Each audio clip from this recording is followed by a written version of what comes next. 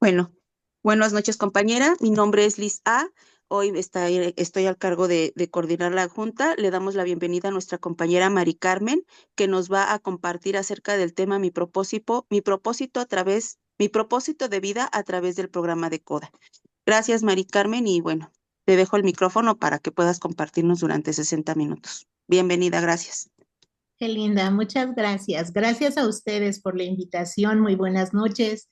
Mi nombre es Mari Carmen y soy un miembro más de esta fraternidad. Encantada de conocerlas. Desde que vi que era un grupo de coda de mujeres, dije, claro que quiero compartir, por supuesto que quiero compartir. No es que yo tenga algo en contra de los varones, al contrario, me gustan mucho, me siguen gustando mucho, pero me gusta más el trabajo terapéutico hacerlo con mujeres. Eso me gusta. Me gusta. Yo nací en un grupo de mujeres. Mi grupo estaba o está en la Ciudad de México, ahí por Miscuac, y ahí conocí lo que era la codependencia y para mí fue muy bonito porque al ser solamente de mujeres, me centré en mi trabajo personal y no estuve viendo qué hombre guapo llegaba a la junta. Cosa que, aunque en doble A sí hay hombres guapos, pues no los he conocido.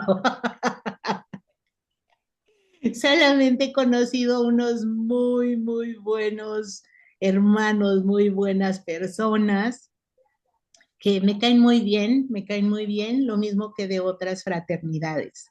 Pero Codependientes Anónimos, es una fraternidad donde yo nací, donde he crecido, donde sigo estando y creo que seguiré estando el resto de mi vida humana. Humana, porque hoy voy a especificar como las dos vidas que yo tengo y que no sabía que tenía. Me gustó, gracias por la invitación, me gustó el tema, me hizo reflexionar mi propósito de vida. ¿Cuál es mi propósito de vida que he obtenido a través de la práctica de los 12 pasos? No de saberme los 12 pasos, sino más bien de practicar los 12 pasos. Me gustó y dije, híjole, es que mi propósito de vida fue algo que no supe durante muchos años, como 30 años más o menos. Ni siquiera pensaba si tenía un propósito de vida o no tenía un propósito de vida, no se me ocurría. Yo llegué a CODA hace 30 años aproximadamente y justo tenía 30 años, bueno, menos, tenía 28, casi 20, sí, 28 cuando llegué a CODA. Y entonces, después de 2 años de estar militando en CODA, me invitaron a un taller que se llama Plan de Vida. Este taller me gustó mucho porque venía a darlo una persona muy especial, una persona muy espiritual que venía de España y que tenía el taller incluida una sesión individual. Y yo quise ir a ese taller porque en aquel entonces mi mamá estaba enferma de cáncer y esta señora hacía cosas de sanación como muy espirituales. Entonces yo llevé a mi mamá y de paso tomé yo el taller, pero el objetivo era llevar a mi mamá. Y como el taller incluía una sesión individual, pues todos pasábamos por una sesión individual. Déjenme decirles que lo que ella le dijo a mi mamá es que no tuviera miedo, que la enfermedad solamente era el pase para una vida espiritual. En aquel momento no lo entendí, pero bueno, no era mi asunto era yo. Así que cuando me tocó mi sesión individual, pasé frente a la persona, a la coach, le podemos decir, me senté frente a ella y ella se me quedó viendo muy enigmáticamente y me dijo, ¿tú por qué actúas como niña? Y yo dije, ¿cómo como niña? Me dijo, sí, hablas como niña y mueves los piecitos, tenía mis pies cruzados y los movía así en la silla. Y me dijo, y te mueves como niña. actúas como una niña. Y yo dije, no me había dado cuenta. O sea, como que en ese momento me observé y me observé así, como una niña asustada, moviendo los piecitos, nerviosa, sin saber mucho qué contestarle a la persona. No necesité contestarle, ella solita siguió hablando. Y me dijo, Mari Carmen, ¿por qué no permites que surja tu propio poder? ¿Por qué no te das permiso de que surja tu propio poder? Y yo dije, ¿de qué me habla? ¿De cuál poder, no? ¿De qué me está hablando? Ella siguió hablando y me dijo, tú eres una persona que ha manejado mucho poder y has hecho daño con el poder. Y por eso ahora no te permites empoderarte y actúas como si estuvieras totalmente desvalida. Y eso me sorprendió y me dolió. Dije, ¿de qué está hablando esta señora? No estoy entendiendo nada. Y ella continuó, me dijo, el poder es para servir a los demás. Si lo mal usas, puedes inhibir tu propio poder. Pero si lo usas adecuadamente, entonces puedes ayudarte y ayudar a mucha gente. Y yo estaba tratando de entender eso que decía. Y entonces me dijo, ¿tú ya sabes cuál es tu propósito de esta vida? Y yo dije, mi propósito de esta vida, pues no tengo la menor idea. Ni siquiera lo había pensado, ni me lo había imaginado. Yo creía antes de llegar a Coda que mi propósito de vida era estudiar, trabajar, hacer una familia, tener una casa, tener un coche y una pareja y ser feliz y ya, tan, tan. Como que esa era una idea vaga de lo que era mi objetivo en la vida. Pero en esa ocasión fue la primera vez que pensé, ¿cuál es mi propósito de vida? Le dije, no sé, no sé, no sé cuál es mi propósito de vida. Y me dijo, pues deberías de saberlo porque ya estás muy grande. O sea, tenía 30 años y me dijo que ya estaba muy grande.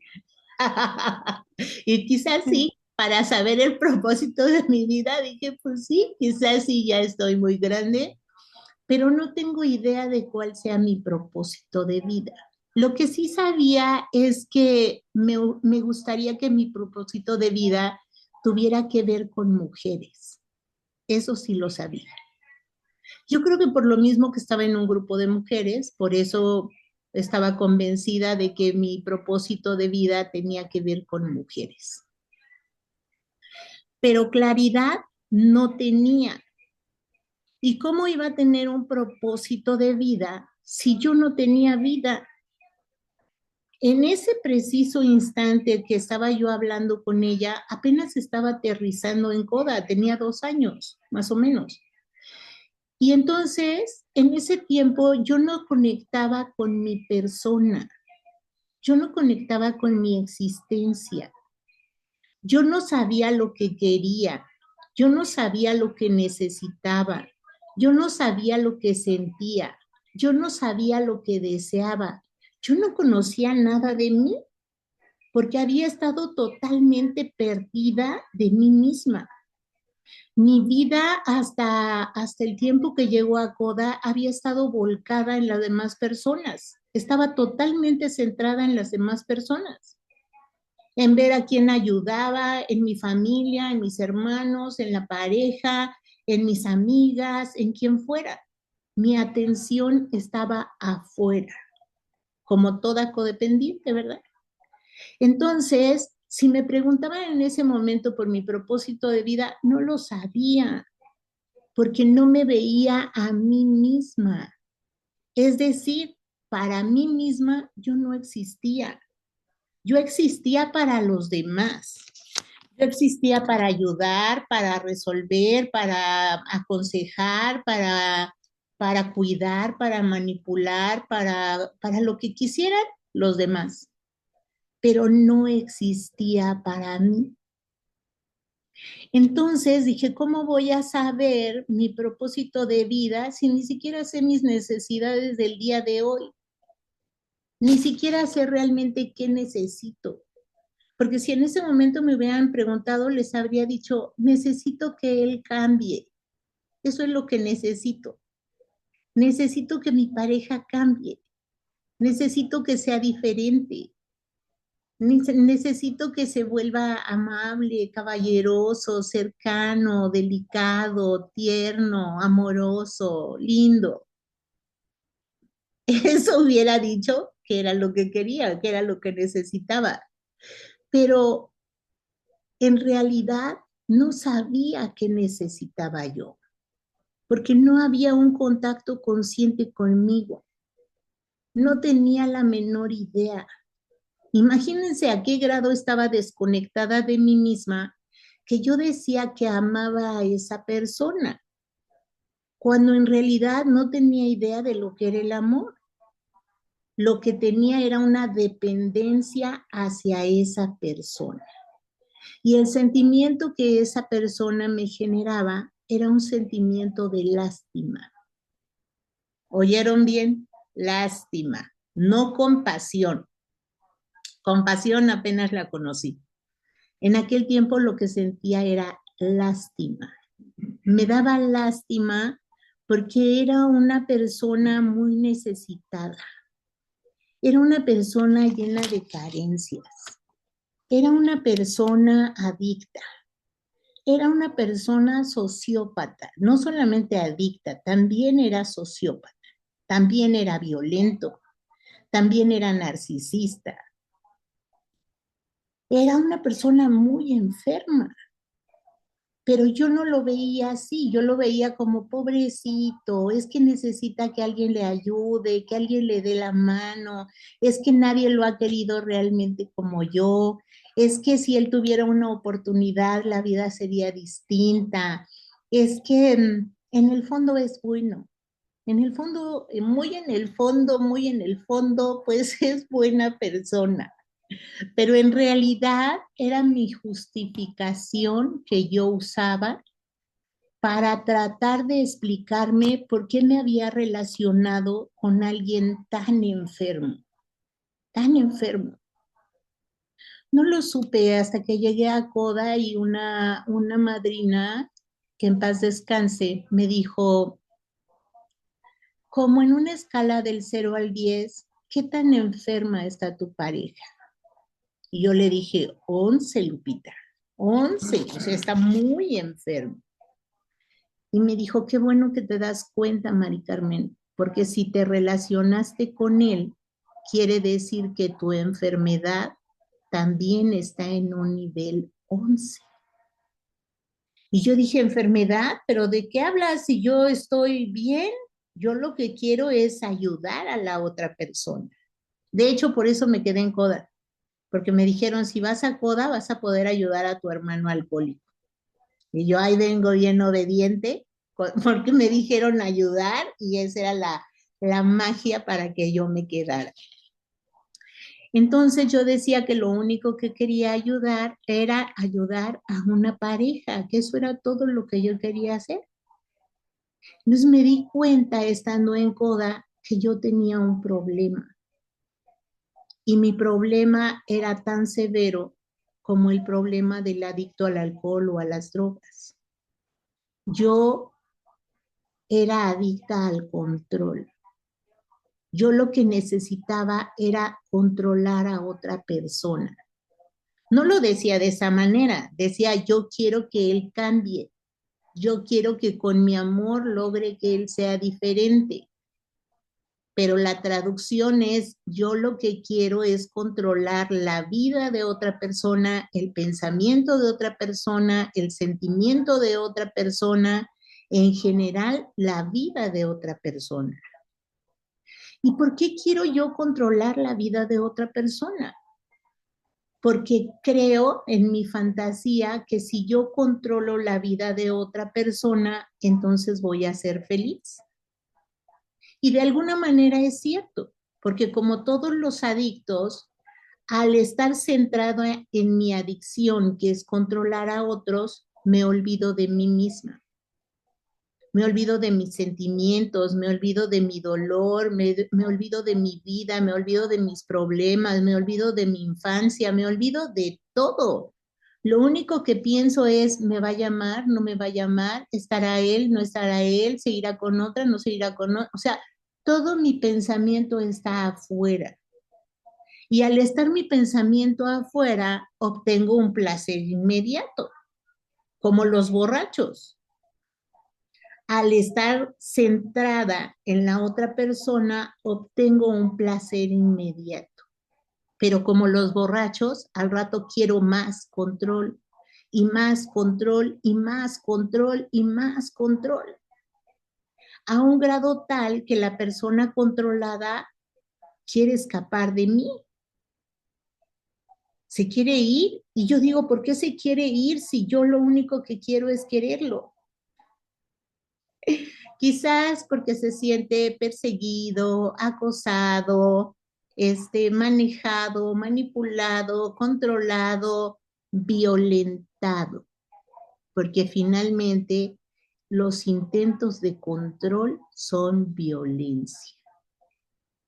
Entonces, guácala, empecé a darme cuenta que yo tenía un severo problema de comportamiento, que mi adicción era el control y que como toda adicción había ido creciendo, creciendo, creciendo, porque yo me había ido volviendo tolerante a ese sufrimiento y que realmente me causaba un profundo sufrimiento. Era horrible estar pensando en la otra persona, estarle persiguiendo, estar tratando de adivinar qué pensaba, qué iba a hacer. Todo eso era un sufrimiento para mí. Me mantenía en un estado de estrés muy alto.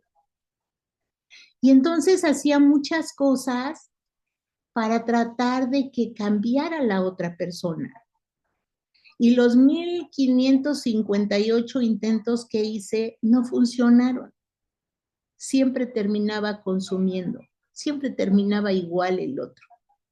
¿Y saben qué me pasaba a mí? Sentía una profunda frustración, un sentimiento horrible entre dolor, decepción, impotencia, rabia. Ya no sabía si quería llorar o quería pegarle o qué quería hacerle. Estaba desesperada. Lloraba de impotencia, lloraba de coraje, lloraba de rabia, lloraba de desilusión. Pero al ratito volvía a intentar otra vez cambiarlo. No entendía yo misma por qué hacía eso. ¿Por qué si me causaba tanto sufrimiento yo seguía aferrada con esa persona? Yo seguía aferrada a quererla cambiar. Me costó trabajo entender que esa forma de relación que yo hacía con la persona era una forma de relación violenta, que los profesionales de la salud identifican como una relación asimétrica.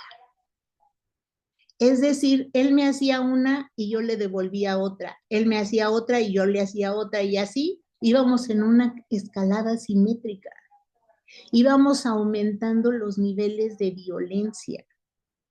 Él me decía idiota y yo le decía chinga tu madre. Y así íbamos subiendo de tono, de tono, de tono, y no encontrábamos la forma de salir de esa relación violenta. En Coda entendí que ese control era la violencia que yo utilizaba, pero que estaba disfrazada de ayuda, de resolver, de rescatar, de cuidar, de dar, de aconsejar, todo en nombre del amor. Y que cuando eso no funcionaba, entonces yo lo culpaba, lo avergonzaba, lo humillaba, pues hasta le pegaba, lo que fuera, con tal de controlar. Pero ni así lo pude controlar. Entonces me causaba mucho sufrimiento no poderlo controlar. Un sufrimiento horrible. Lloraba, ponía canciones románticas, me fumaba 2 cajetillas de cigarros, Todo porque no podía controlar. Cuando llego a Coda y me entero que es una adicción y que como todas las adicciones, lo que yo tenía que hacer era cortarla de tajo. Es decir, que no podía intentar controlar a la persona. Dije, ¿y cómo la corto de tajo? Si lo veo todos los días, si me peleo todos los días, si lo pienso todos los días, o sea, ¿cómo demonios corto de tajo eso? Por lo menos el alcohólico cierra la botella. Y yo, ¿cómo le cierro al control? ¿Cómo le voy a cerrar al control? Lo entendí al leer el primer paso. Entendí que el primer paso de Coda nos habla de la derrota. La derrota es admitir que yo no puedo controlar la vida de nadie. Yo no puedo controlar su pensamiento, ni su sentimiento, ni sus hábitos, ni su forma de pensar, nada, absolutamente nada. Que tenía que derrotarme. Ay, hasta decir derrotar me dolía, porque es idéntico a lo que tiene que hacer el alcohólico, derrotarse y decir yo no puedo controlar el alcohol. Y hay alcohólicos que se mueren y no se van a derrotar. Siguen teniendo la fantasía de que lo van a poder controlar. Pues estaba igual yo. Yo tenía la fantasía de que lo iba a poder cambiar. No importaba cuántas veces me iba del diablo, yo seguía intentando cambiarlo. Yo estaba segura que yo lo podía cambiar, que mi cariño, que mi entendimiento, que mi inteligencia, que mi sabiduría iba a hacer que esa persona cambiara. Y fue hasta ahí, hasta Coda, que fui entendiendo que yo no podía, cambiar a nadie, que yo no podía ni siquiera intentar controlar, porque si intentaba controlar a otra persona, perdía el control de mi propia vida. Y entonces mi vida se volvía ingobernable.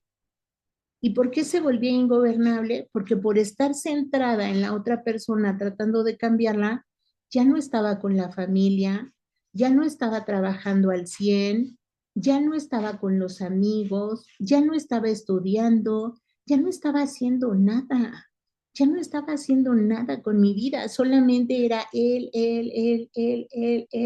y todo el mundo desaparecía. Entonces, por supuesto que llegué a los 30 años y no tenía la menor idea de cuál era de mi propósito de vida. Y no solamente no sabía cuál era mi propósito de vida, no tenía vida. Yo me colgaba de la primera persona que pasara, la primera persona que se dejara, de ahí me colgaba. Y por eso no importaba quién fuera. Aprendí a colgarme de los indigentes, de las personas que tenían adicciones, que no tenían casa, que no tenían profesión, que no tenían trabajo, que no tenían dinero, que no tenían nada más que adicciones. Y esa fue mi especialidad, estar recogiendo indigentes de la calle, a los cuales quería volver príncipes azules. Los quería volver cultos, deportistas, detallistas, románticos, tiernos, maravillosos, generosos, y hasta los quería poner a trabajar para que me mantuvieran. Imagínense nada más qué fantasía tan loca tenía en mi cabeza. ¿Por qué ellos? Porque eran las personas susceptibles de que yo las controlara. Gente con un extracto sociocultural menor al mío. Gente vulnerable, gente enferma, gente loca, realmente. Solamente una gente loca admitiría tanta violencia de mi parte. Solamente una gente loquísima admitiría que yo quisiera controlarle la vida. y hacer ese tipo de relaciones asimétricas donde hay una violencia continua, continua, continua. Pues antes de esa derrota, estuve 18 años en esa relación. Estuve 18 años en esa relación aferrada a que cambiara. ¿Por qué me aferraba tanto? Porque no quería aceptar que me había equivocado al elegir a una pareja. No quería aceptar que había cometido un error. No quería aceptar que yo, la Mari Carmen perfecta, se podía equivocar de esa manera tan desastrosa. No era un errorcito, era un maldito errorzote gigantesco, gigantesco. Ya era yo terapeuta y no podía dejar a esa persona indigente. Y me pesaba mucho porque decía, diablos, tú eres terapeuta, tú ya sabes cómo. Pues racionalmente sí sabía cómo, pero emocionalmente no sabía nada. Ahí en Coda me di cuenta que aunque gracias a Dios tengo un buen nivel de inteligencia, mi inteligencia emocional era nivel cero. Era yo totalmente analfabeta emocional. Y lo comprobé cuando me enamoré de esa persona. Yo lo vi y me gustó, me encantó. Dije, yo quiero con él, porque sentí algo en el estómago. Yo pensé que eran mariposas en el estómago que auguraban que había encontrado a mi alma gemela, porque era muy analfabeta. Finalmente, un día descubrí que no eran mariposas en el estómago. Lo que sentía en el estómago era un miedo espantoso, porque mi cuerpo sí identificó que esa persona era violenta. Entonces, lo que yo sentí en lo profundo fue miedo, pero era tan analfabeta que convertí el miedo en amor y decidí que estaba enamorada de él y que me iba a quedar con él a cualquier costo. Y lo hice, me quedé con él. Me saqué, como dicen ahora, la rifa del tigre. Me quedé con él 18 años hasta que casi me mata y casi lo mato, porque era insoportable la relación. Para los dos era insoportable la relación. Pero derrotarme era equivalente a que mi ego entendiera que yo no era Dios. O sea, no era un tema racional, era un tema de ego. Yo no lo sabía, ni siquiera sabía que tenía ego, hasta que llego a Coda y digo, diablos, tengo un ego bien grande. Y me entró la duda y le pregunté a una compañera, le dije, oye compañera, este, ¿por qué unas gentes tienen un ego muy grande y otras un ego muy chiquito? Y me dijo, el ego es tan grande como el dolor hayas tenido durante tus primeros 7, 8 años. Y entonces dije, no, pues con razón, o sea, mis primeros 8 años fueron desastrosos. Entonces mi ego es gigantesco, es tan grande que de verdad yo creía que podía cambiar a otro ser humano. O sea, soy tan egocentrista que de veras creí que yo tenía el poder de Dios, que yo podía más que Dios no había logrado hacer lo que yo quería que hiciera y entonces yo lo iba a lograr por mí misma.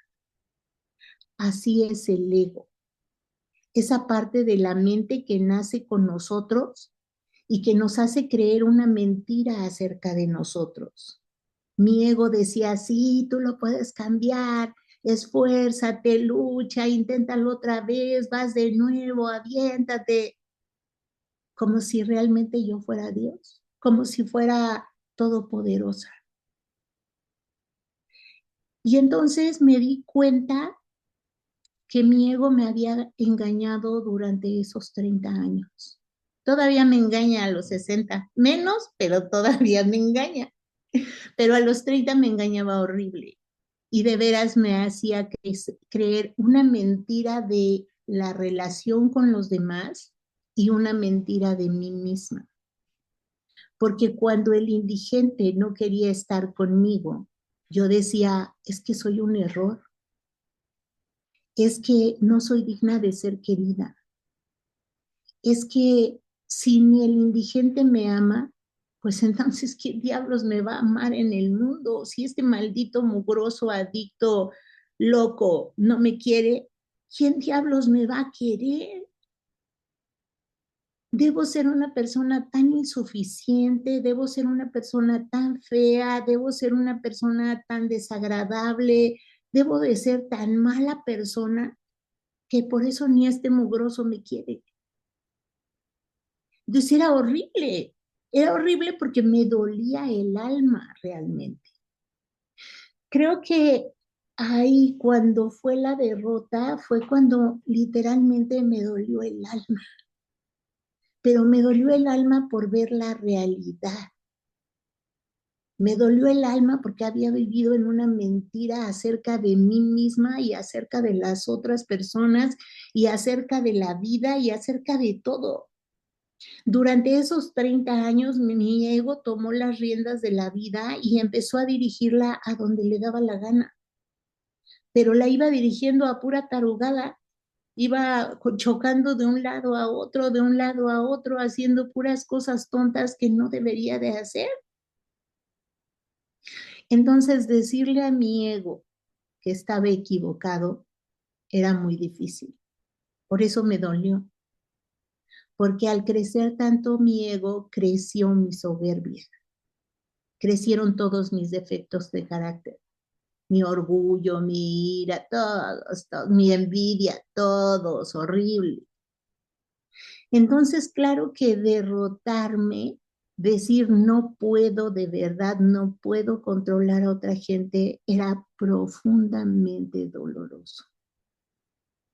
Pero también entendí una cosa, entendí que al perder yo iba a ganar.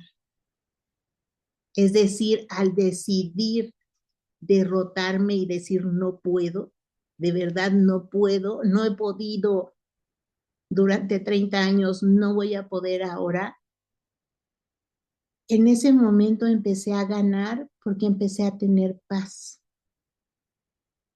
Sí me equivoqué, no pude,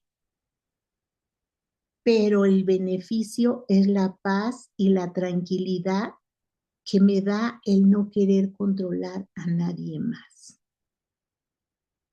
Eso fue extraordinario, pero no lo podía hacer porque mi ego no me dejaba hacerlo. Hasta que fui aprendiendo en Coda precisamente que tenía una relación tóxica, que tenía una relación violenta y que si seguía ahí tenía los 3 caminos de todos los adictos: el hospital, la cárcel o el panteón. O decidía quedarme en el programa. Entonces, la verdad es que decidí quedarme en el programa porque los otros no se me antojaban tanto. Dije, ok, me voy a quedar en el programa. Porque además de todo me empezaron a decir que si me quedaba en el programa y lo practicaba, iba a llegar a la cuarta dimensión de la existencia. Y yo dije, eso es muy atractivo porque ni siquiera sé cuál es la primera dimensión de la existencia. Entonces, si voy a llegar a la cuarta, me quedo con ustedes, me quedo en este lugar, aunque al principio pensé que estaban muy locas, pensé que sufrían mucho, pensé que tenían muchos problemas. Y yo solamente tenía un pequeñito problemita que tenía que resolver. Eso era todo. Entonces, afortunadamente, a través de la práctica del primer paso, me di cuenta que me funcionaba soltar el control. Y no dije la pareja, ¿eh? dije el control, que no tenía que terminar la relación para recuperarme yo, que podía tener la relación ahí y continuar mi programa de recuperación, que yo lo que tenía que soltar era el control, tenía que dejar de controlar a la otra persona y que la otra persona hiciera lo que le diera la gana. Eso era lo que yo tenía que hacer. Esa era mi derrota. Y al dejar de controlar al otro, podía voltear la mirada hacia mí y empezar a ver qué diablos había hecho con mi vida. Pues ya sabrán, tenía 30 años, tenía la crisis de los 30 años, no tenía hijos, no tenía perro, no tenía casa, no tenía coche, no tenía seguro de gastos médicos, no tenía nada, porque no había construido nada. Por andar de madre caritativa recogiendo perros de la cola, dice el abogado, me quedé sin nada, sin dinero y sin nada. Hace mucho tiempo yo les comparto que si yo hubiera ahorrado todo lo que me gasté en mis dependencias, porque tuve varias, tendría 2 o 3 edificios de departamentos, porque las dependencias salen caras, ¿eh? Salen muy caras, gasta uno demasiado en ellos. Y gasta uno más porque además dejas de ser productivo y te vas volviendo una persona tan enferma como el otro. Es decir, el resultado de 18 años de vivir violencia psicológica, verbal, económica, física, sexual, da por resultado tener una profunda baja autoestima, tener una devaluación que una cucaracha valía más que yo, una devaluación extrema, que consecuencia de esas relaciones violentas tenía depresión y sobre todo una característica de todas las personas que hemos vivido violencia, tenía mucha ansiedad. De hecho, tenía una ansiedad generalizada. Yo no sabía por qué, pues por las grandes cantidades de violencia que viví. Entonces no tenía autoestima, tenía depresión, tenía ansiedad, no tenía un valor personal, no tenía respeto por mí misma, no tenía la menor idea de lo que era el amor propio, vivía en un estado de alerta continuo, mi sistema nervioso, eso lo intuía, fíjense, en aquel tiempo yo intuía que algo orgánico provocaba mi codependencia. Y entonces estaba investigando con médicos a ver qué era lo orgánico que provocaba mi codependencia. Hasta ahora me doy cuenta que lo orgánico que provocaba mi codependencia era mi sistema nervioso. Había vivido tanta violencia que mi sistema nervioso estaba traumatizado. Entonces mi sistema nervioso estaba todo el tiempo en estado de alerta, las 24 horas estaba en estado de alerta esperando al enemigo, esperando el peligro, esperando lo que fuera a pasar, que me engañara, que me insultara, que me dejara, que lo que fuera peligroso para mí. Y entonces en ese momento que yo me relacionaba con esa persona, nomás le veía la cara de enojado y mi sistema nervioso se prendía inmediatamente. Se ponía en alerta, pero no me alcanzaba a defender. Y no me alcanzaba a defender porque mi sistema nervioso ya había aprendido a paralizarse. Nada más lo veía y ¡puc! Por dentro me daba la taquicardia, mis músculos se tensaban, empezaba a sudar frío, todo así súper, pero no movía ni un dedo. Ni siquiera le decía nada, nada. No importaba lo que dijera, yo no respondía, porque el daño orgánico ya estaba implantado en mi sistema nervioso.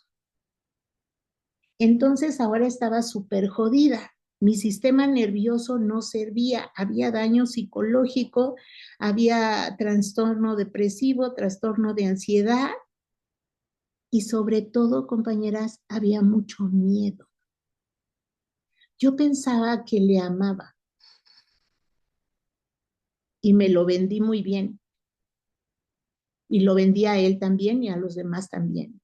Pero eso no era amor. Lo que yo tenía era miedo. El miedo a la violencia. Él me recordaba toda la violencia que yo había vivido cuando era una niña. Y entraba en pánico. Nada más lo veía con la mirada inyectada o la quijada trabada o el semblante así de encabronado y yo temblaba. No sabía que el sistema nervioso ante el peligro reacciona luchando cuando siente que puede, huyendo cuando no puede y colapsando cuando la amenaza es tan grande que tú quisieras defenderte, pero al mismo tiempo tu sistema nervioso te paraliza y entonces te quedas friseada, te quedas congelada y no logras defenderte. Y la gente dice, ¿por qué te quedas en esa relación? Yo decía, porque lo amo, ¿no? Pero no, claro que no, no sabía por qué me quedaba porque mi sistema nervioso estaba paralizado, le tenía terror, le tenía pánico, porque cuando niña viví el terror, viví el pánico de estar en una familia disfuncional. Entonces, él me recordaba mi historia. Eso me di cuenta en Coda. Me di cuenta en Coda que la persona del taller Plan de Vida tenía razón. Yo era una niña emocionalmente. Era una niña que no pasaba de los 3 años emocionalmente, aunque mi cuerpo fuera de adulta. Y que reaccionaba en la vida desde esa niña herida, que buscaba atención, cuidado, cariño, aceptación, reconocimiento, contacto físico, validación. Y entonces, ahora de adulta, lo buscaba en una pareja. Buscaba que él satisfaciera mis necesidades, cuando en realidad buscaba en las personas equivocadas, que no tenían la capacidad de dar nada. Un día Lorraine me dijo, cada quien da lo que tiene. Y yo dije, sí, cada quien da lo que tiene. Y esos indigentes no tenían nada. No es que yo no fuera merecedora o valiosa, es que ellos no tenían nada. Y hablo no solamente de los indigentes parejas, hablo de los indigentes papás. No me dieron nada porque no tenían nada. No porque yo no mereciera algo, no porque yo no valiera la pena, no porque no fuera mi derecho, era porque ellos no lo tenían. Y esa carencia de niña la traje a la edad adulta y buscaba llenarla en una relación de pareja, que cuando no me la proporcionaba, entonces yo enfurecía y me aferraba a que me la diera, así de ahora me lo tienes que dar, ahora me tienes que querer, ahora tienes que estar conmigo, ahora me tienes que hacer feliz, ahora me tienes que mantener. Yo no sé por qué se iban, desaparecían, preferían irse de borrachos que estarme aguantando. Entonces me di cuenta que tenía un problema. Ya derrotada de controlar a los demás, me di cuenta que tenía un problema, no tenía vida. Tenía que construirme una vida empezando de cero, empezando de cero. Pero eso ya era un alivio, porque ya tenía un poco de paz. Me dio paz el haber practicado el primer paso, derrotarme. Acepta, dije, acepta, Mari Carmen, no lo vas a convertir en príncipe azul. Él no tiene esa capacidad. Acepta que te casaste con un indigente, con un mugroso de quinta, con un analfabeto emocional, con un sociópata, con un violento que aprendió a ser violento. O sea, con un imbécil. Acepta que eso es lo que amas y vas a dejar de sufrir. Y si no aceptas, pues lárgate, porque no lo vas a aguantar. Pero no quieras cambiar la realidad, porque esta es tu realidad. ¿Y sabes qué, Mari Carmen? El principio de la salud mental es el principio de realidad. ¿Tienes conciencia de realidad? Eres sana. ¿No tienes conciencia de realidad? Estás enferma. Estás fuera de realidad. Entonces, me encontré con el segundo paso. Llegamos a creer que un poder superior podía devolverme el sano juicio. Ya era un avance. Quería decir que yo no era Dios, pero quería decir que había un poder superior, alguien superior a mí, el creador del universo, el ser supremo, factor X, el gran espíritu, como quieran llamarle, pero había un poder superior a mí que podía devolverme el sano juicio. Me gustó el gran espíritu como poder superior, porque entonces empecé a entender que había otro mundo aparte del mundo humano, que todo esto que les acabo de contar correspondía a mi mundo humano, pero había otro mundo alterno que es el mundo espiritual, el mundo intangible, el mundo real. Entonces, por eso me gustó pensar en el gran espíritu, porque querría decir que entonces en ese mundo espiritual estaba mi verdadera realidad, que en esencia yo era una persona espiritual, mi esencia es espiritual, que tengo un cuerpo físico y un cuerpo mental y un cuerpo emocional, pero que básicamente soy un ser espiritual. Entonces empecé a entender por qué tenía que practicar un programa de 12 pasos, porque es un programa espiritual, que uno se alimenta de la práctica de los 12 pasos, que uno se alimenta de la literatura de AA, de Libro Azul, de Coda, de toda la literatura que hay para nosotros. Entendí que al crecer espiritualmente iba a tener paz humanamente. Y eso era un alivio muy grande. Entendí que no tenía que hacer yo sola las cosas, que había un creador que tenía un plan de vida perfecto para mí, que había un creador que sí sabía cuál era mi propósito de vida. Yo no lo sabía, pero él sí lo sabía.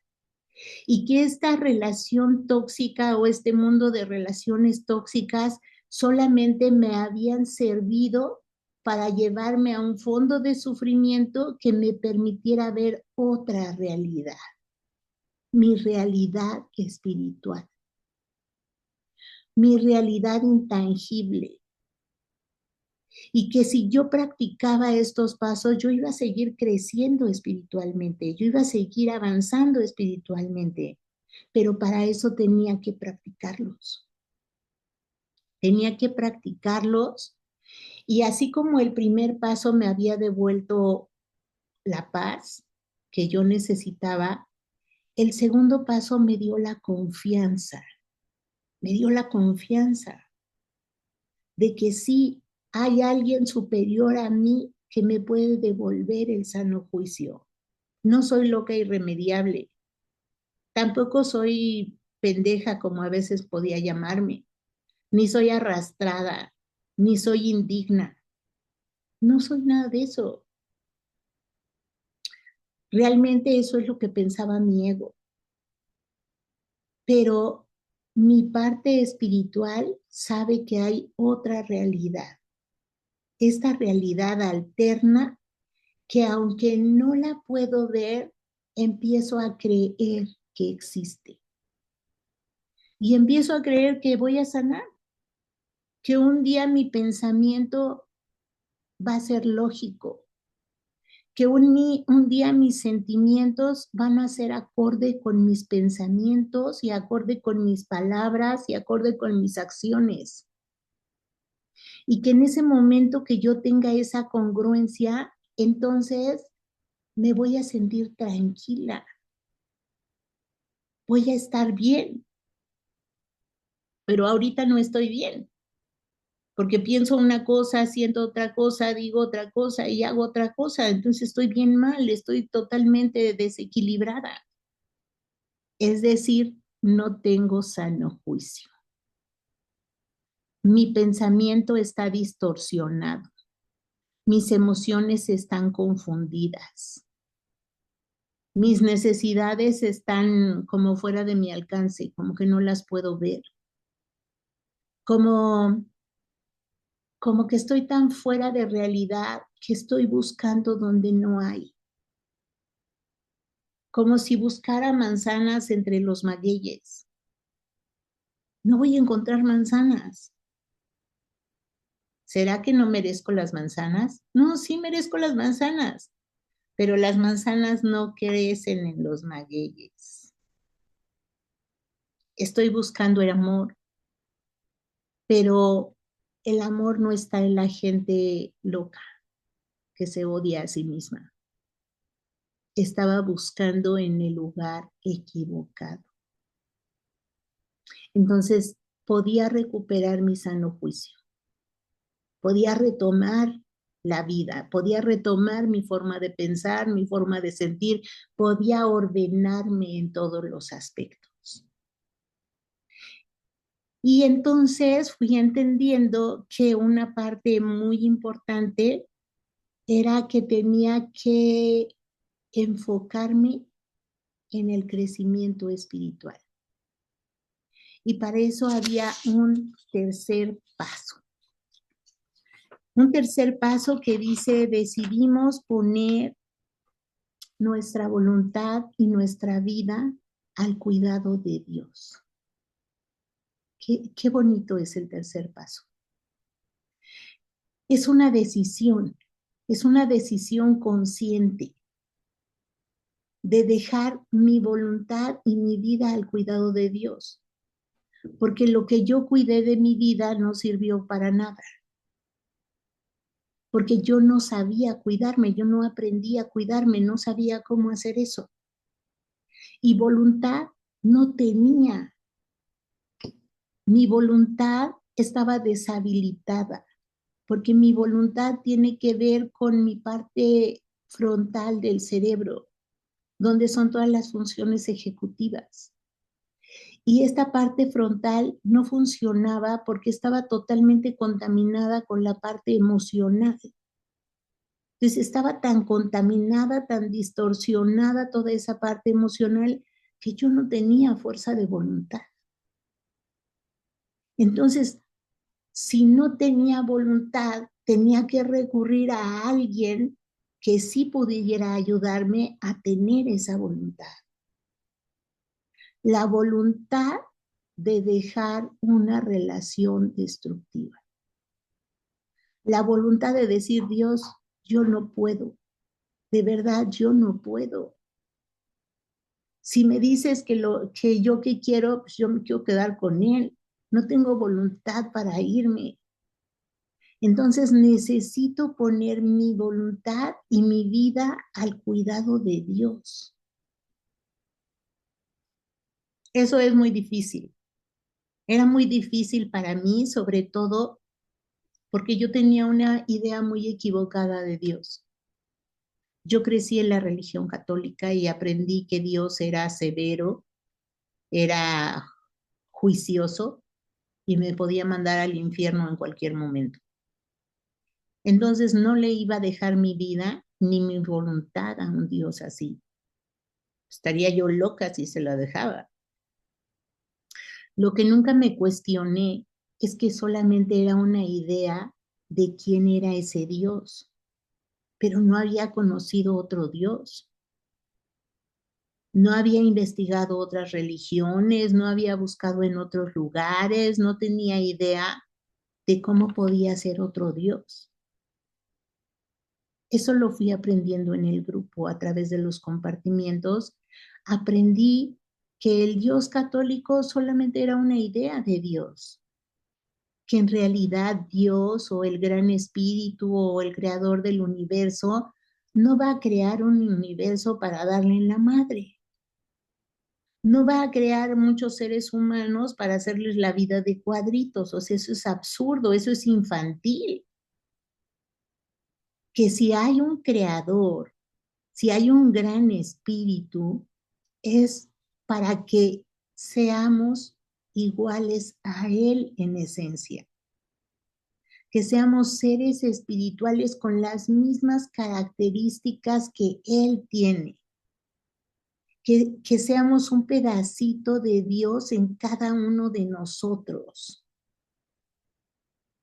Y que si ese Dios nos creó, es para nuestro propio bien. Y que ese Dios tiene un plan perfecto para nosotros. Y que parte, como les mencionaba anteriormente, de ese plan perfecto que tiene para mi vida es pasar por estas experiencias, por todas estas horribles experiencias con las adicciones, con la codependencia, es justamente para que deje a un lado mi ego y empiece a tomar conciencia de mi espíritu, de mi esencia, de mi aprendizaje espiritual. ¿Qué me trajo de regalo la relación tóxica? Obligarme a sentarme en este grupo y empezar a conocerme a mí misma. Ese fue el regalo. Fue caro el regalo, me costó muchos años, 18. Pero finalmente logré poner atención en mí. Logré empezar a conocerme, a saber quién era yo, quién era Mari Carmen. No la profesionista, no la mamá, no la pareja, no la amiga, no. ¿Quién es Mari Carmen? No sabía. Al ir aprendiendo dentro del grupo, empecé a darme cuenta que Dios es bueno. No es un Dios malo, Compañera, no 10 es un minutitos, Dios por favor. castigador, claro que sí. No es un Dios castigador, es un Dios bueno, es un Dios generoso, es un Dios amable, es un Padre, pero es un Padre bueno. Y no es un Padre solamente para mí, es un Padre para nosotros, para todos. Me acordé del Padre Nuestro que ahí lo dice, Padre nuestro de todos, no solamente mío, es para todos. Y todos somos a su imagen y semejanza. Entonces todos somos seres espirituales compartiendo una vida humana. Tanto el indigente como yo somos seres espirituales y tenemos muchas experiencias para que podamos aprender espiritualmente. ¿Qué aprendí? Aprendí que Dios es bueno. Aprendí que Dios tiene un plan perfecto para mí. Aprendí que Dios tiene un propósito de vida para mí y para cada una de ustedes. Aprendí que somos seres perfectos, irrepetibles, únicos. Aprendí que todos estamos interconectados entre nosotros y con nuestro poder superior. Aprendí que si yo hacía algo mal hacia alguien, también me dañaba a mí porque estamos interconectados. Aprendí que si yo hago algo bien para otros o hago algo bien para mí, también va a beneficiar a los otros. Y cuando hago bien para los otros, también me beneficia a mí. porque espiritualmente estamos interconectados y que esa es nuestra verdadera realidad. Y que mucha gente no sabe, como yo antes no sabía que eso existía y entonces pensaba que la vida se acababa con la muerte. Pero la muerte no existe. Solamente dejamos el cuerpo físico, el cuerpo emocional, el cuerpo mental y nos llevamos la conciencia. De eso se trataba la cuarta dimensión, de la conciencia que uno va adquiriendo dentro de la práctica del programa de 12 pasos. Entonces yo lo que estaba obteniendo al estar aquí era conciencia. Estaba teniendo una gran conciencia acerca de mí, de cómo me relaciono y de cómo me comunico. Entonces, fíjense, creo que si hablo de mí, la conciencia de mí es que soy un ser espiritual, la imagen y semejanza de mi creador. Única, perfecta, valiosa. Si hablo de mis relaciones, aprendí que me relacionaba de una manera violenta, o sometiendo a otros o permitiendo que me sometieran. De una forma violenta, no permitiéndome crecer todo lo que puedo llegar a crecer o no permitiendo que otros crezcan todo lo que pueden llegar a crecer. Eso es violencia. Eso es una horrible violencia. Y aprendí también que esta conciencia que va uno adquiriendo a través de la práctica de los 12 pasos es algo que no se va a perder jamás, que continúa en otro nivel, en otra dimensión, continúa ese crecimiento. Eso me ayudó a perder muchos miedos.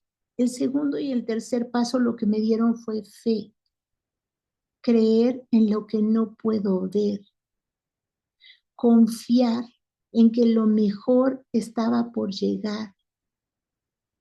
En aquel tiempo no lo hubiera creído.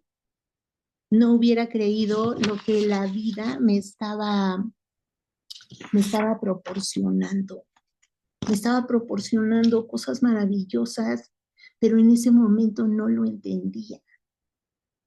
Es hasta con la práctica de este programa que empiezo a decir, bueno, si soy un ser espiritual, necesito alimento espiritual. ¿Y de dónde viene el alimento espiritual?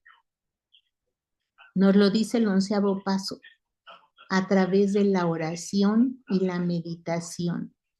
Adquirimos un contacto consciente con Dios.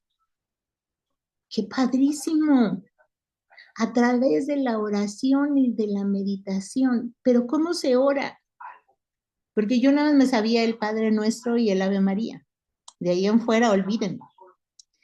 Entonces tuve que aprender que eso era un rezo, que en realidad la oración es hablar con Dios, es hablarle como les hablo a ustedes, es pedirle como les pido a ustedes, es tener una relación con Él, porque antes no la tuve. Y la meditación es hacer ese espacio de silencio que me permita escuchar su respuesta. Y su respuesta puede venir a través de una junta, de un compartimiento, de un libro, de una canción, de cualquier cosa. Solamente que yo tengo que estar atenta a eso. Pero ¿cómo alimentar más este 11º paso? A través del conocimiento de la palabra. Porque he dicho que creo en Dios, que soy religiosa, pero no conozco en realidad las escrituras. No solamente las escrituras como la de la Biblia, sino muchas otras escrituras de muchos autores que justamente es el alimento espiritual. Y es entonces cuando empiezo a buscar más información para tener ese alimento espiritual. Y ahora que pensaba en el propósito de mi vida, encontré algunas partes en la Biblia que me encantaron. Y hay una que dice, hacer la voluntad de Dios. Él tiene un propósito para nuestras vidas, porque Dios es el que en vosotros produce así el querer. O sea, no es que quiera yo solita, Dios me ayuda a querer, como el hacer, Dios me ayuda a hacer a través de su buena voluntad. Dios quiere usarnos en su plan perfecto, porque nosotros somos parte de su plan perfecto y tenemos un plan perfecto de vida para nosotros. Otra partecita de la Biblia dice, enséñame a hacer tu voluntad, porque tú eres mi Dios, que tu buen espíritu me guíe por el buen camino. Cuando nos dejamos usar por Dios, Él bendice y prospera lo que hagamos, como está escrito en la Biblia precisamente. El mundo pasa y sus deseos pasan, pero el que hace la voluntad de Dios permanece para siempre. Dirán, ya se volvió religiosa la Mari Carmen, ahora ya anda como cristiana o una cosa así. No, no soy religiosa ni creo serlo nunca, pero sí me considero un ser espiritual que necesita de ese alimento espiritual y que lo busco continuamente y por eso voy tomando cosas de un lado, de otro lado, de otro lado. Y me encontré otro parrafito que me encantó, que dice, amado Dios, permíteme discernir cómo yo soy tu obrera. Permíteme ser usada como una obrera tuya para tu plan divino que tienes para nosotras. Eso me encantó, porque dije, claro, yo quiero ser su obrera, yo quiero ser esa persona que trabaje para el propósito que Dios tiene para mí y también para la humanidad. Entonces, con lo que tengo, con la experiencia de vida que he tenido, con esas relaciones tóxicas, con este programa maravilloso, ¿cuál es mi propósito de vida? Lo entendí. Antes sabía que era de mujeres, pero no sabía exactamente qué. Hoy tengo plena conciencia de que mi propósito de vida es ayudar o contribuir, más bien, más que ayudar, es contribuir a informar a muchas mujeres que han vivido altos niveles de violencia,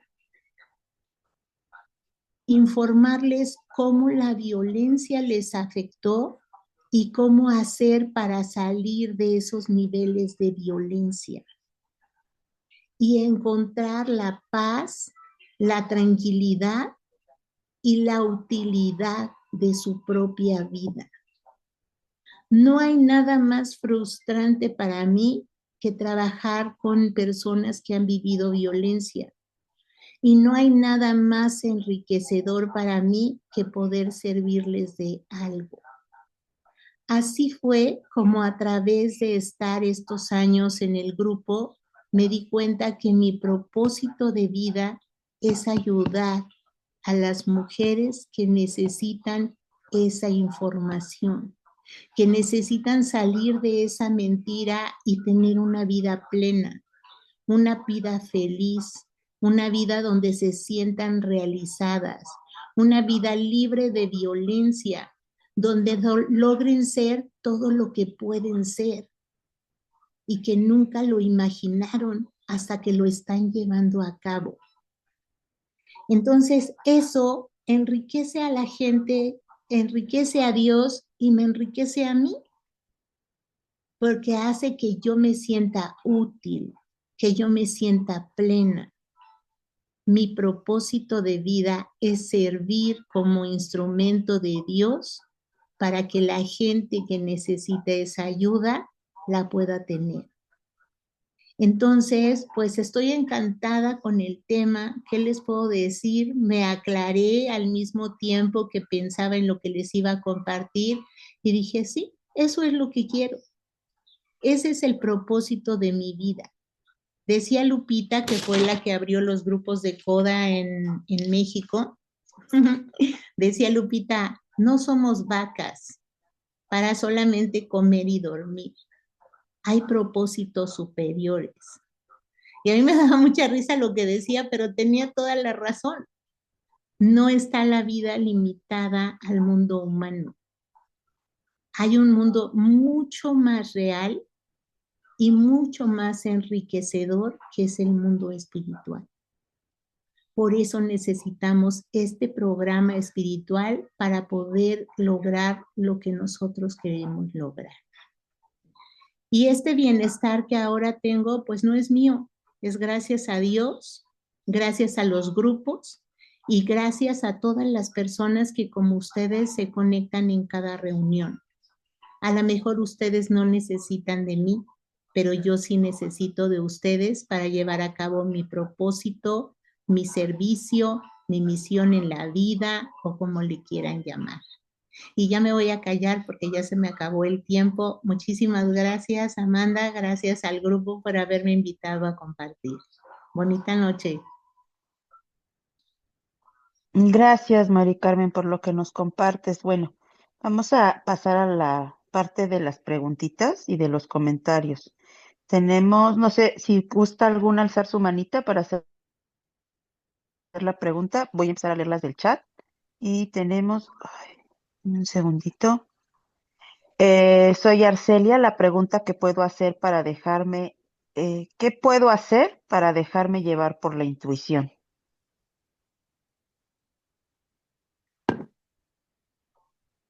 ¿Qué puedo hacer para dejarme llevar por la intuición? Primero, reconocer que la tenemos, porque dejamos tanto de confiar en nosotros mismos o en nosotras mismas que ni siquiera concebimos que tengamos una buena intuición. Pero este es parte de nosotros, es parte de poner atención en nosotros y empezamos a darnos cuenta que hay situaciones que nuestro cuerpo avisa. Nuestro cuerpo avisa. Lo sientes, lo percibes. Te puedo dar un ejemplo. La semana pasada hablaba con una señora del servicio que después de muchos años decidió que ya no quería trabajar. Y al estar hablando con ella, mi cuerpo sintió incomodidad. Me sentí como confundida, me sentí como incómoda. No estaba molesta, estaba incómoda, como confundida, como no bien, como no en mis cinco. Eso fue el jueves. El lunes me entero que la señora que se fue por su voluntad demandó para que se le pague una liquidación muy fuerte. Y yo dije, lo sabía que ella traía algo malo, tenía una mala intención. Su intención no era renunciar, su intención era irse para demandar. Y entonces dije, claro, mi cuerpo lo sintió, yo sabía que estaba pasando, pero no sabía exactamente qué. Entonces, poner atención a mi cuerpo, a mi mente, a cómo me siento, es muy importante para darme cuenta qué está intuyendo. Eso te puedo compartir, Arcelia. Muchas gracias por tu pregunta. Gracias, Mari Carmen, por lo que compartes. Adelante, Juanita, con tu pregunta. Gracias, Liz. Gracias, compañeras, por su servicio. Gracias, Mari Carmen, por lo que nos regalas. Yo soy Juana y soy codependiente en recuperación. Y me gustaría consultarte de las citas que comentaste, ubico la primera como un versículo de la Biblia, la segunda es un versículo de la Biblia, y si nos pudieras compartir en dónde se encuentra, en qué libro. Gracias. ¿Cómo no? Es Filipenses 2:13, Salmos 143:10 y Juan 2:17. Está hermoso. Muchas gracias. Gracias a ti. Gracias, Juanita. Vamos a leer el comentario que está aquí y dice, hermosa forma, es de Lorraine Keller. Hermosa forma de expresar los pasos. Muy amena tu plática y muy enriquecedora. Mil gracias por tu mensaje y tu tiempo. Y bueno, Mucho gusto.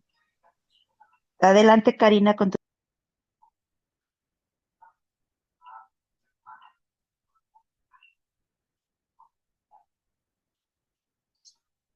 Tienes cerrado tu micrófono, Karina.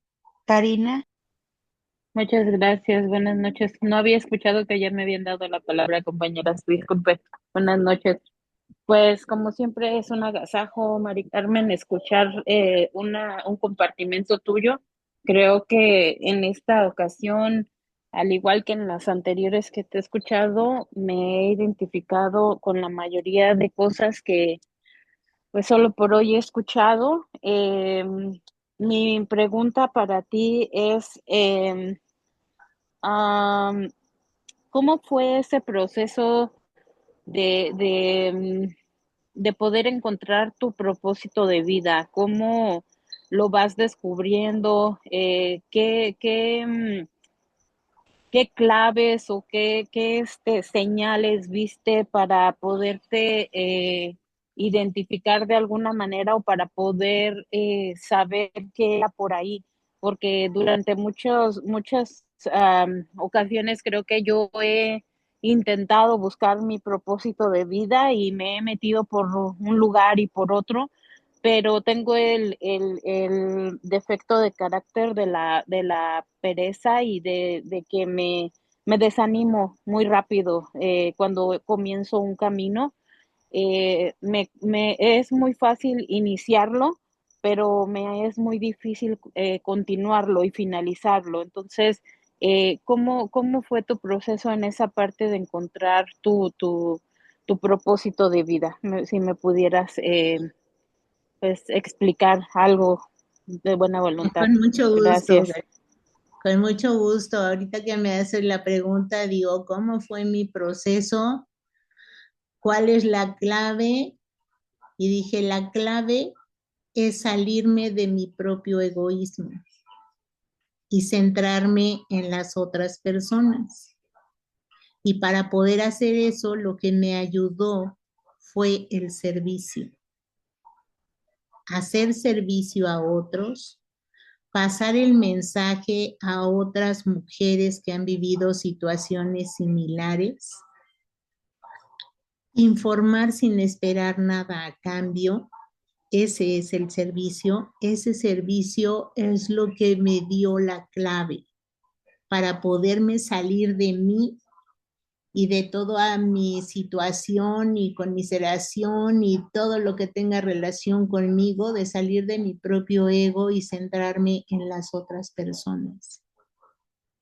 Y lo que me ayudó en ese proceso fue escuchar a muchas mujeres, muchas, infinidad, también hombres, muchos hombres, pero infinidad de mujeres que han vivido este tipo de situaciones y que me han dado esa conciencia de saber que sí tengo dignidad, de saber que sí tengo vergüenza, es lo que más tengo, vergüenza, de saber que esta no es una cuestión de vergüenza, es una cuestión de violencia y que la violencia se desaprende. Entonces, que lo puedo desaprender. Eso es lo que me ayudó a encontrar mi propósito de vida. Y es lo que yo te puedo compartir. Muchas gracias. Gracias a ti, Mari Carmen, por tu experiencia, fortaleza y esperanza. Gracias. Adelante, Gaby. Gracias, buenas noches. Mi nombre es Gabriela B., soy una mujer con conductas codependientes viviendo un proceso de sanación. Agradezco todo lo que nos han regalado el día de hoy. Mari Carmen, feliz año. Un abrazo. Gracias, Gracias. gracias por estar acá.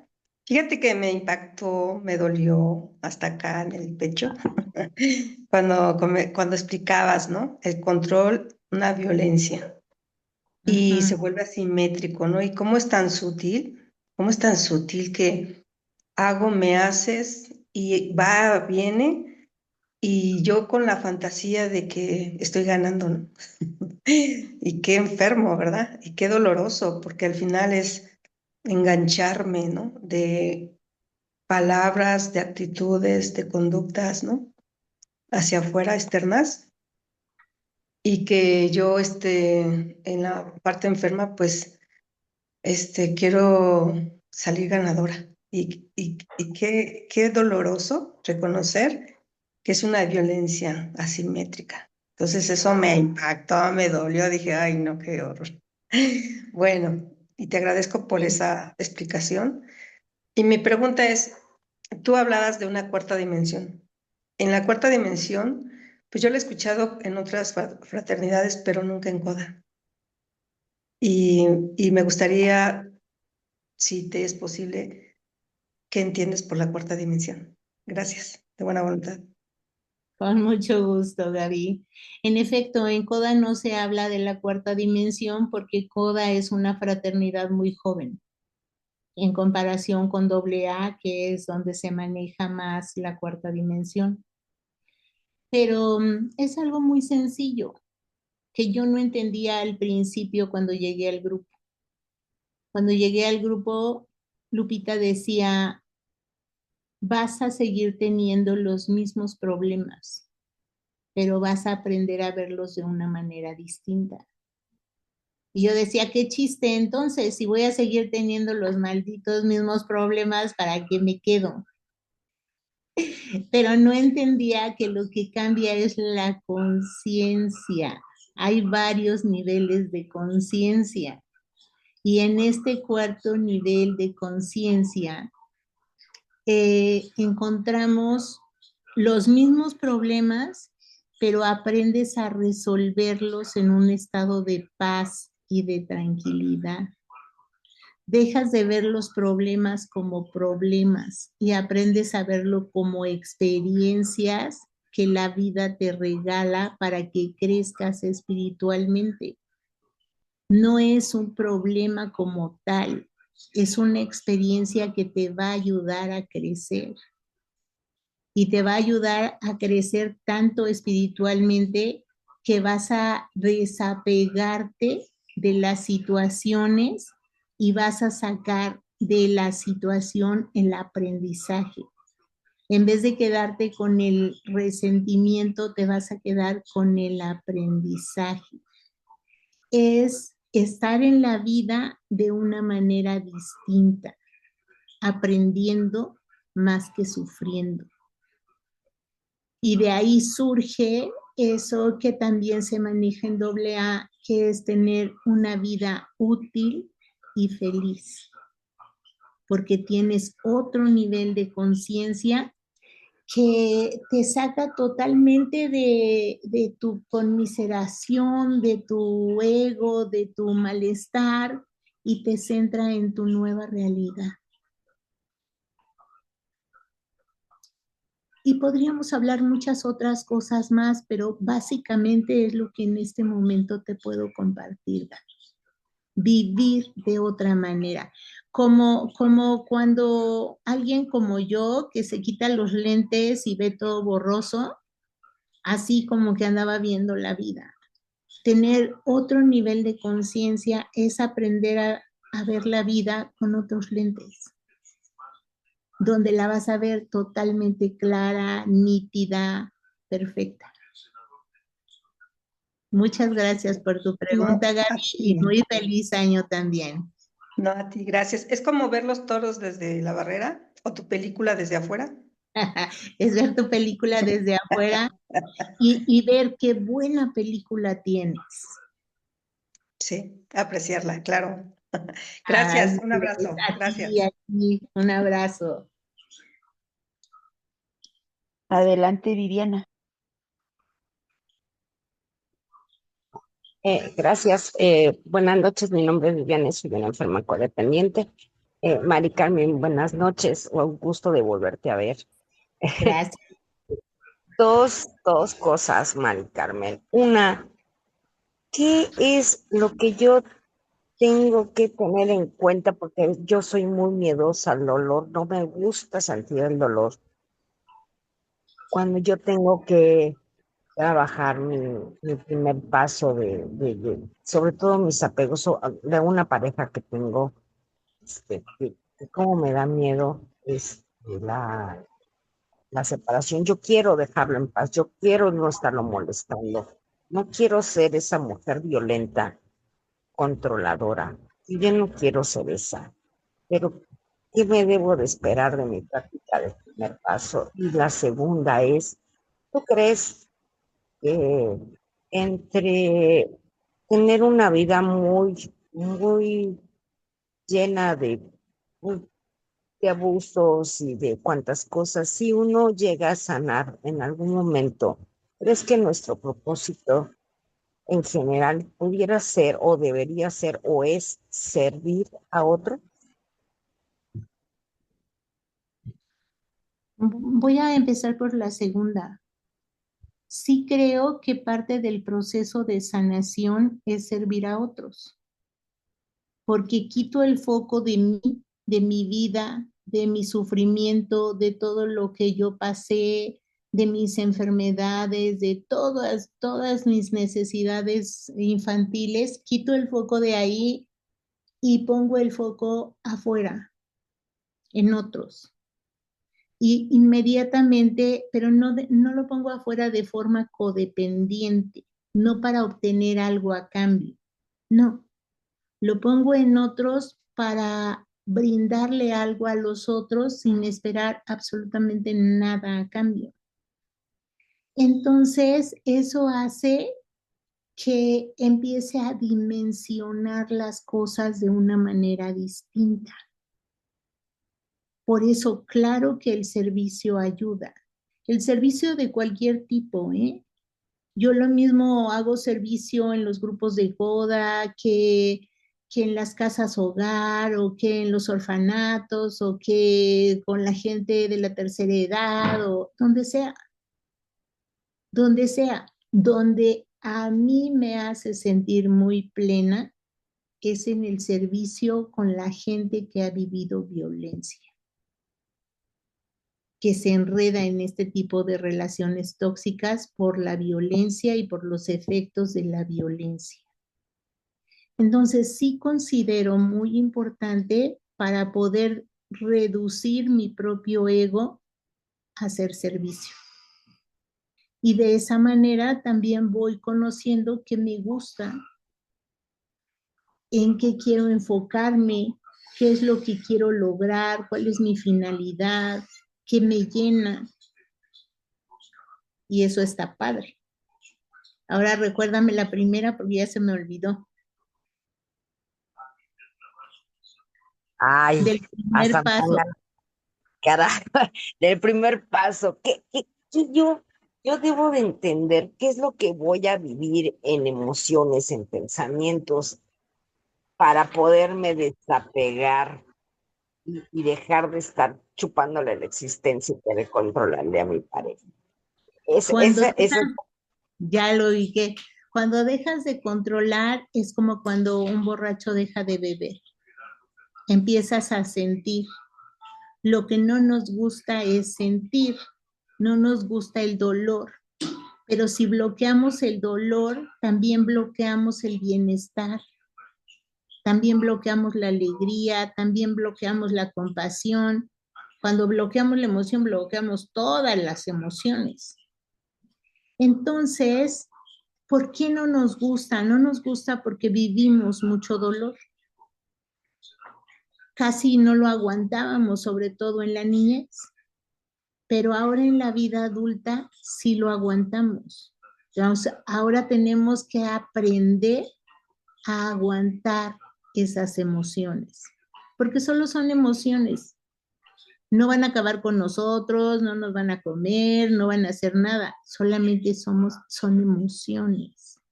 Y como adultas comprendemos que nosotros somos mucho más que nuestras emociones. Entonces, lo que tenemos que ir es aguantando, dándonos permiso de sentir esas emociones. Y nos vamos a dar cuenta que no todo es dolor.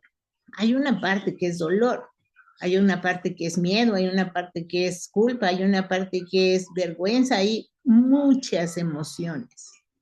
Y las emociones no son ni buenas ni malas, solamente son emociones.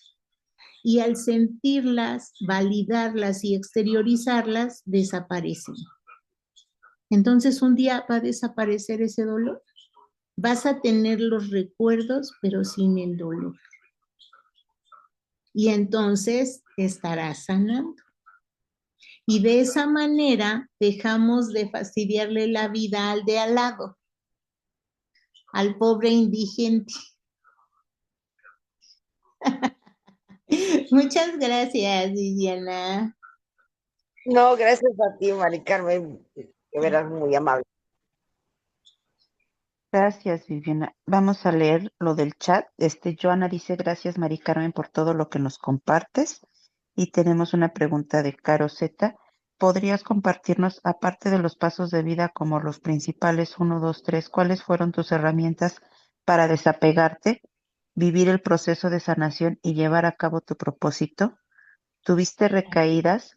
¿Cómo te lograbas recuperar cuando estas pasaban? Uh-huh.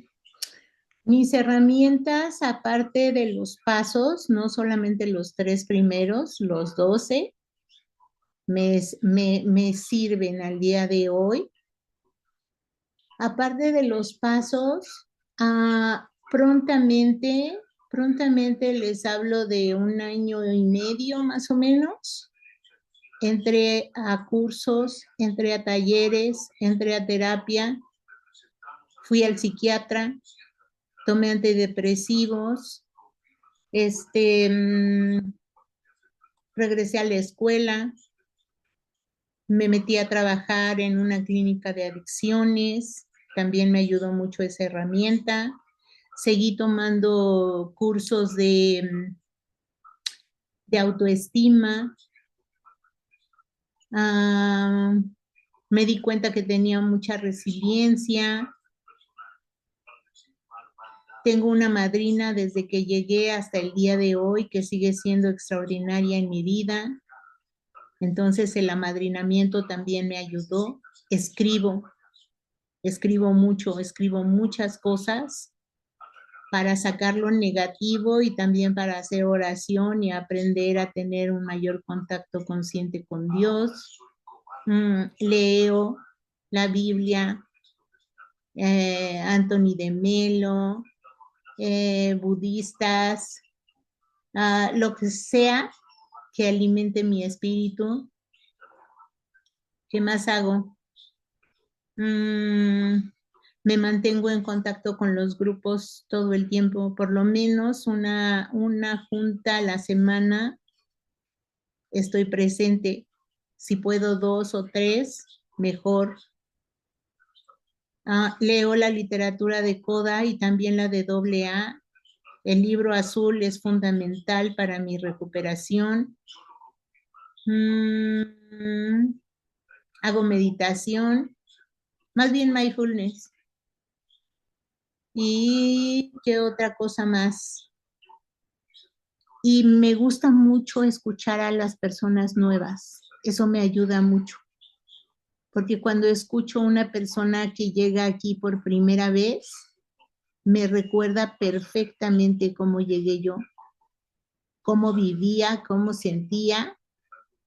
Y eso hace que me dé cuenta cómo ha cambiado mi vida. Y cómo ahora pues tengo una vida útil y feliz realmente. Y cómo al dejar mi vida en las manos de Dios, Dios me ha regalado una vida nueva, con una nueva pareja, con una familia, con unos hijos maravillosos, con una profesión, con unos amigos, con un mundo de cosas que hace años no me lo hubiera podido imaginar. Entonces, todas esas herramientas me han ayudado. Claro que he recaído, soy multirecaída de controladora, pero me vuelvo a levantar.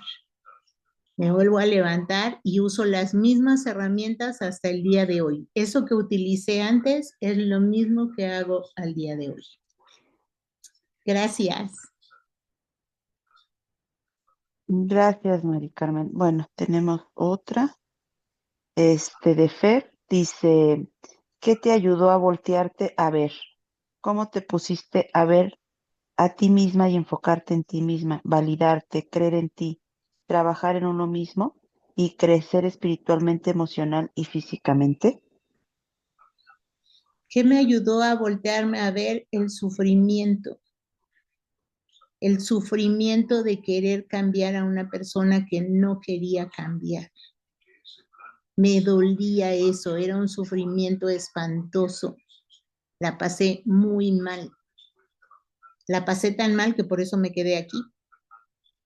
Y al quedarme aquí, a través de los compartimientos de cada persona, me fui centrando más en mí. Dejé de ver a las otras y empecé a ver qué era lo que me pasaba a mí, cómo estaba yo, qué sentía yo. Y de ahí empecé a darme cuenta que ni siquiera sabía yo que existía. Entonces estaba aprendiendo a través de la terapia de grupo a existir, a reconocerme y a llenar todas mis necesidades insatisfechas. Y cuando me di cuenta de eso, me di cuenta que tenía mucho que trabajar en mí. También estuve dispuesta a hacer todo lo que había hecho por los otros, ahora hacerlo por mí misma. O sea, llevarme a terapia, llevarme al ejercicio, llevarme al nutriólogo. Algo que les quería compartir, que es mi gran logro de este año nuevo, es que dejé las harinas y las azúcares por primera vez en mi vida y sin sufrimiento, lo cual está en chino. Nunca me imaginé que lo podría lograr y lo estoy logrando y tengo mejor salud. Y todo eso es por seguir haciendo lo que siempre he hecho desde que llegué a los grupos. Terapia, oración, meditación, juntas, lectura, amadrinamiento. Cuidarme física, mental, emocional y espiritualmente. Alimentarme en todos los sentidos. Creo que eso es lo que me ha funcionado. Gracias.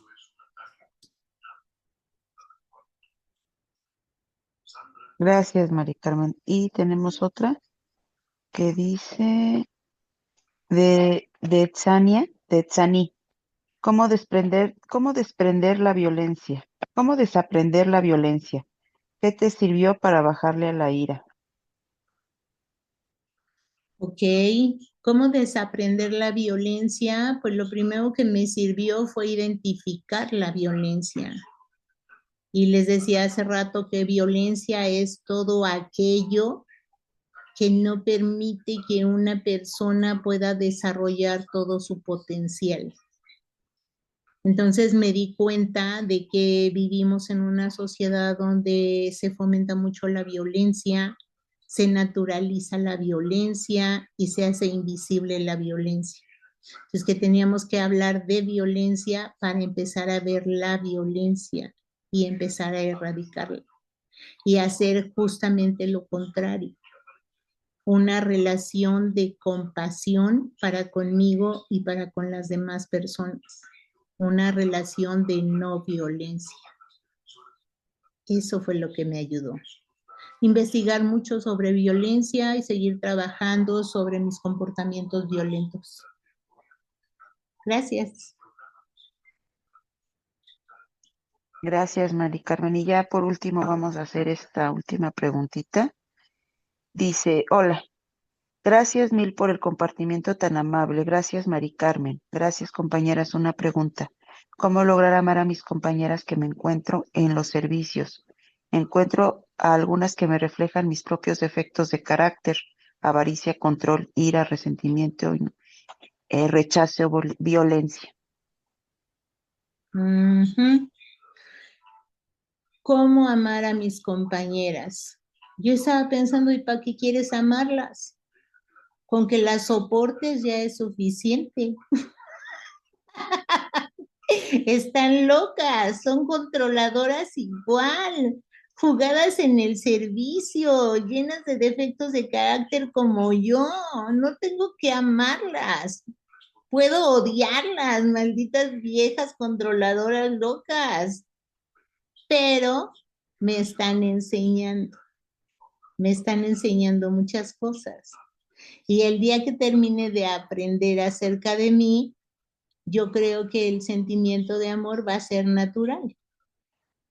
Pero en un principio no hay que amarlas, hay que odiarlas, hay que confrontarlas. A mí me gusta confrontarlas, decirle, estás loca, eres controladora, mira nada más lo que estás haciendo, ya me tienes hasta el gorro. Prefiero un mazacote que soportarte a ti. Pero no es cierto, la verdad no prefiero el mazacote, prefiero soportar a mis compañeras. Pero sobre todo creo que lo que yo tengo que hacer con ellas es verlas como mi espejo. Dicen, y muchas veces tienen razón, no siempre, pero muchas veces tienen razón. Lo que te choca, te checa. Entonces tengo que ver qué me choca y qué me checa. Trabajar con eso son mis grandes maestras. Son mis grandes maestras. Y un día esas otras controladoras van a ser mis mejores amigas, van a ser mi familia, van a ser mi gente. Y entonces el amor va a ser natural. Muchas gracias. Gracias.